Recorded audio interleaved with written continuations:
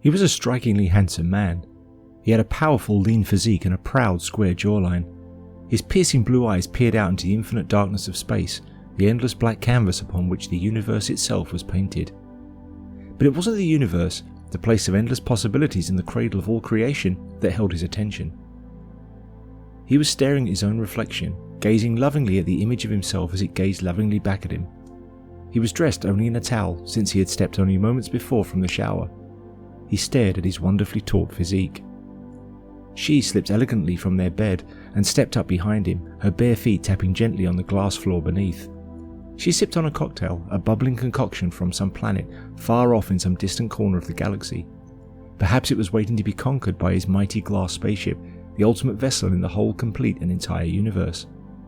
She slipped forwards to join him by the edge of their lounge, a huge glass wall along the side of the huge glass vessel.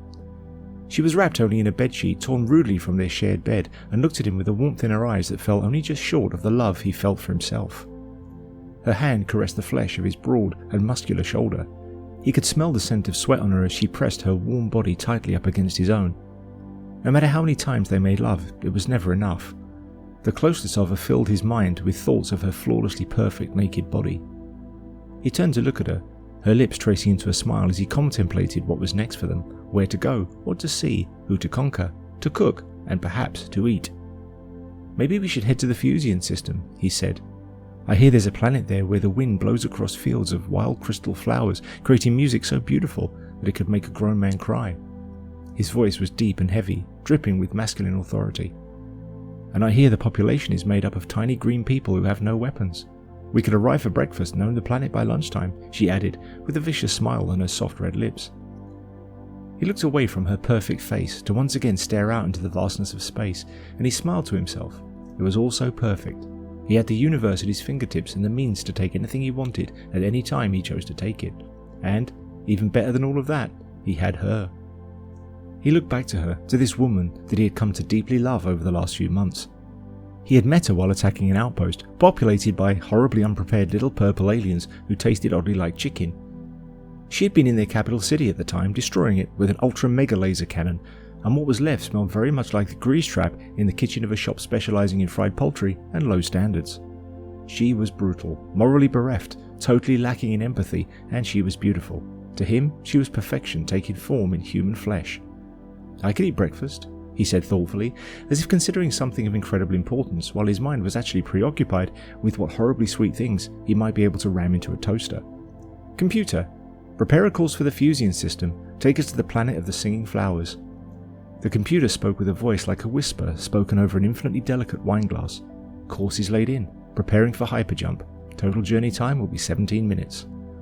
17 minutes. She put down her drink on a glass shelf and smiled at him flirtatiously. "I'm going to step outside then. I'll be back soon though." Her eyes locked into his, an unspoken thing passed between them. "I promise," she purred seductively. He nodded in agreement. "Good idea. I should really step outside myself," he said. He frowned just a little and added, "You step out a lot. Sometimes it feels like you're hardly ever here these days." He took a long look out into the void, contemplating something even more important than ramming things into toasters. "What time is it where you are on the outside?" She held up a finger, wagging it at him admonishingly and frowning. She looked like she meant it. No questions, it will spoil the romance. "You're simply Captain Joper, space adventurer, and I'm just Princess Lucy, vicious destroyer of worlds. Let's just leave it at that, shall we? We know who we are in here, that's all that matters. Outside is just outside." She looked sad for a moment. He sighed and nodded. Her fingers traced over the bony ridge of his heavy, powerful, masculine jawline, and she smiled up at him. His own fingers joined them, and he searched until he found the odd little ridge at the top of his neck. She stepped back and did the same to hers. "I'll see you soon, princess." At the same moment they pressed down on the buttons that felt as if they were made from their own flesh. There was a bright flash that lit up inside his mind.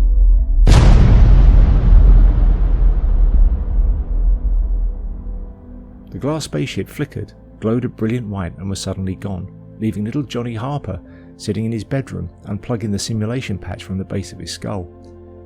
He felt as if he'd been ripped from a dream, although the memory was perfect, perhaps clearer than the memories he formed in the outside world. It took him just a moment to adjust. His brain reeled for a few seconds, making sense of the shift from one reality to the other.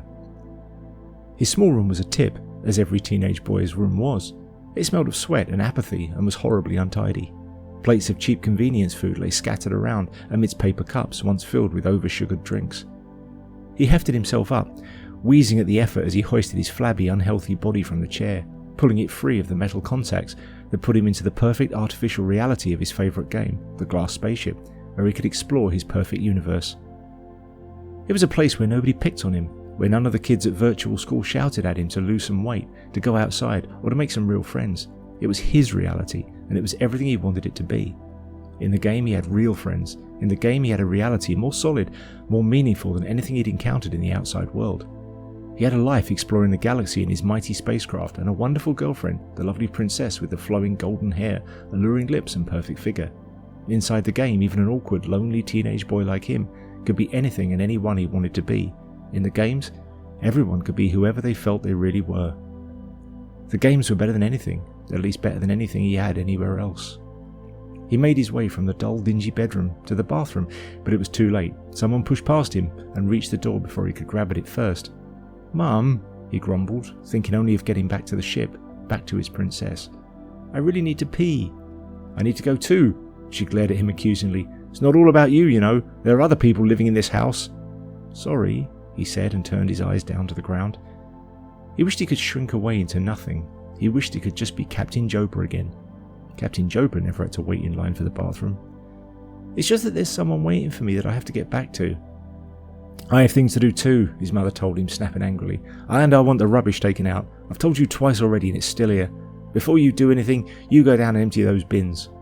"But I'm playing my games," he mumbled to himself pathetically.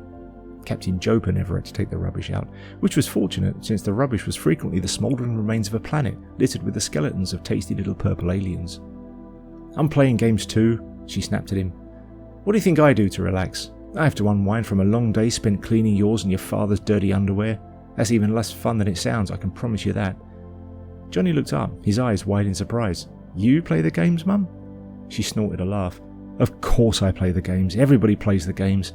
I used to play the French one about the murder mystery, and now I play a space one where you have to conquer enough worlds to earn yourself the ultimate prize, a huge glass spaceship.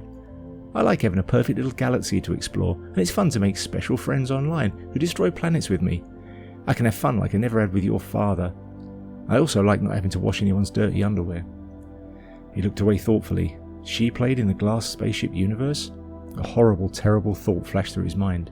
Could it be a coincidence that his mother was taking a toilet break at the same time that he and his girlfriend were?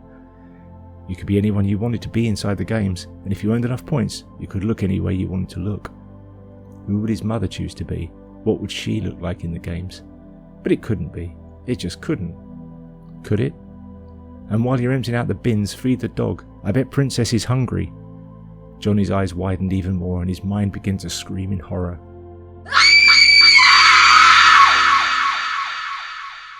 If you want to encourage them to create more of this filth, then press the like button, subscribe to the channel and leave a comment telling them what terrible things you hope happen to them.